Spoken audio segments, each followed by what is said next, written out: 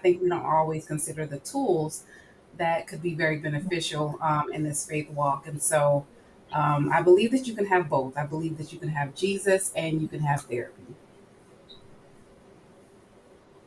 Yes, and I think they're both important. And I think the problem lies is when people use therapy as Jesus.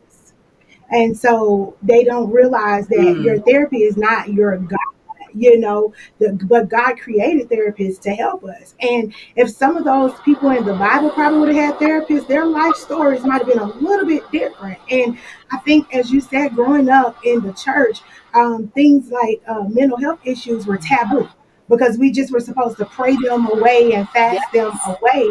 But I believe that God gives us everything that pertains to every area of our life. And if we be truthful, if we go and look at it, look at David. David was depressed. He went through a season of depression.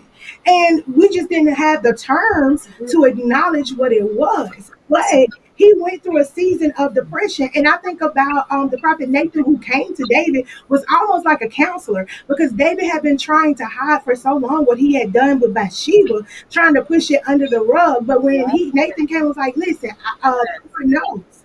That was like a thing because it pulled it out of him and it helped him to be delivered. Because sometimes we think if it's hidden, then we're over it. But that's not the truth. It's until a trigger comes up that we realize that that is still in us. But I believe that we all need a therapist.